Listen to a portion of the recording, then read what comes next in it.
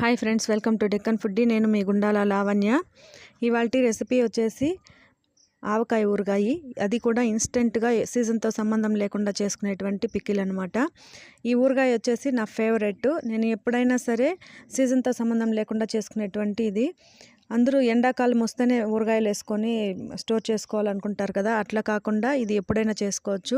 అన్నంలోకి, టిఫిన్ ఐటమ్స్లోకి నంచుకోవడానికి చాలా బాగుంటుంది. నేను ఇప్పుడు వచ్చేసి అన్నంలో కలుపుకునేదానికి అప్పుడప్పుడు మనకు బోర్ కొడుతుంది కదా కొన్ని రకాల వంటలు తిన్నప్పుడు, అలాంటప్పుడు మనకి నోరు రుచెక్కడానికి కూడా ఇది చాలా హెల్ప్గా ఉంటుంది.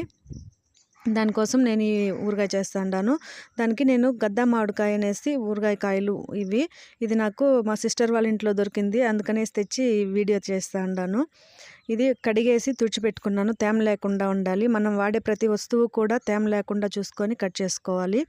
చాకు కానీ, కింద పీట కానీ, బౌల్ కానీ ఏదైనా సరే తేమ లేకుండా చూసి ఈ మామిడికాయని కట్ చేసుకుంటా ఉన్నాను. ఇది మనకి తినే సైజులు బట్టి కొంతమంది పెద్ద ముక్కలుగా ఉంటే ఇష్టపడతారు, కొంతమంది సన్నగా ఉంటే ఇష్టపడతారు. కాబట్టి వాళ్ళు ఎవరు ప్రకారంగా వాళ్ళు కట్ చేసుకోండి. నేనైతే ఈ సైజు చిన్న చిన్న ముక్కలుగా కట్ చేసుకుంటా ఉన్నాను, అన్నంలో కలుపుకునేదానికి బాగుంటుందనేసి.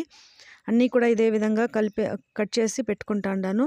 ఇప్పుడు ఏదైనా బౌల్ కానీ, గిన్నె కానీ, మనకి గ్లాస్ కానీ ఏదైనా సరే మెజర్మెంట్ కోసము తీసుకునేసి ఈ మామిడి ముక్కల్ని అందులో వేసి కొలుచుకోవాలి ఎన్నుండాయి అనేసి. నాకు ఈ గ్లాస్తో 7 గ్లాసులు మామిడికాయ ముక్కలు వచ్చినాయి.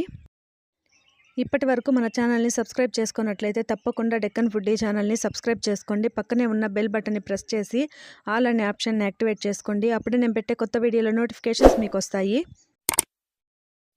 ఈ ముక్కలన్నీ కొలుసుకున్న తర్వాత మనము దీంట్లోకి ఆవాలు వేయించుకోవాలి. ఆవాలు కూడా మనకి లో ఫ్లేమ్లో పెట్టుకొని వేయించుకున్నామంటే పర్ఫెక్ట్గా వస్తుందన్నమాట ఊరగాయ. మంట హై ఫ్లేమ్లో పెట్టకూడదు, లో ఫ్లేమ్లో చిట్పట్లాడేంత వరకు వేయించి తీసుకోవాలి. అదేవిధంగా మెంతులు కూడా వేయించి తీసి పక్కన పెట్టుకోవాలి. ఇది ఈ విధంగా వేగితే సరిపోతుంది. నూనె శనగ నూనె అయినా సరే, మంచి నూనె అయినా సరే మన ఇష్టం అనమాట. నేను శనగ నూనె వేసుకుంటా ఉన్నాను. అది కూడా కాంచి చల్లారబెట్టి వేస్తూ ఉన్నాను. పసుపు 1 చిటికెడు, ఇంగువ 1/2 టీ స్పూను.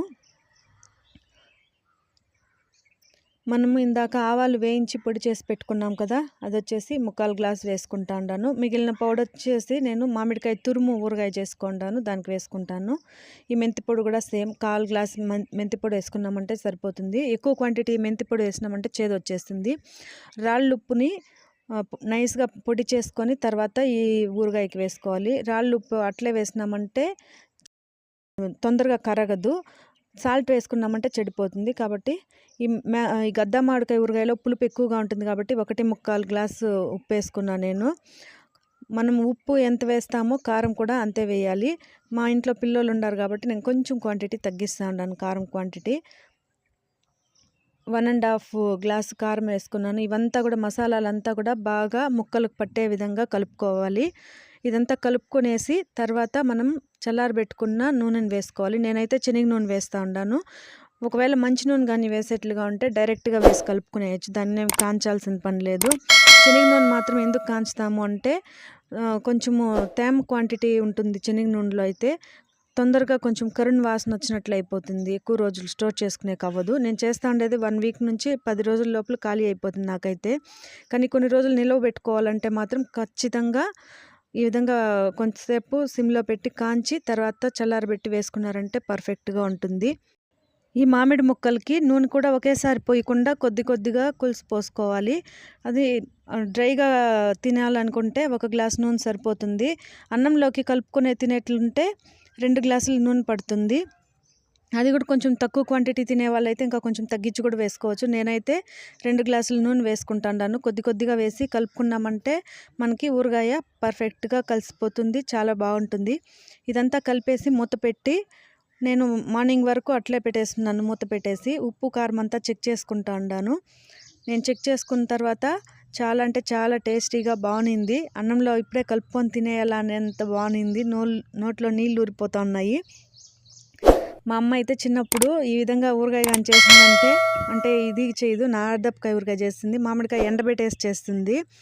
ఆ 2 రకాల ఊరగాయలు చేసిందంటే ఈ గిన్నెలో ఈ విధంగా కలిపేసి లాస్ట్లో అన్నం వేసి కలిపేసి ముద్దలు చేసి పెడుతుంది. తింటా ఉంటే ఇంకా తినాలనిపిస్తుంది, అంత బాగుంటుంది. నేను కూడా ఇప్పుడు ఇదే ఈ డబ్బాలోకి వేసేసి మొత్తాన్ని మిగిలిన గిన్నెలోకి అన్నం వేసి కలుపుకొని తింటా ఉంటాను. చాలా అంటే చాలా టేస్టీగా ఉంది. మీరు కూడా ఒకసారి తప్పకుండా ట్రై చేయండి. మీ అందరికీ బాగా నచ్చుతుంది. ఈ వీడియో నచ్చినట్లయితే తప్పకుండా లైక్ చేయండి. మీ ఫ్రెండ్స్కి రిలేటివ్స్కి షేర్ చేయండి. మరిన్ని మంచి రెసిపీస్తో మళ్ళీ కలుద్దాం. Thank you. Bye bye.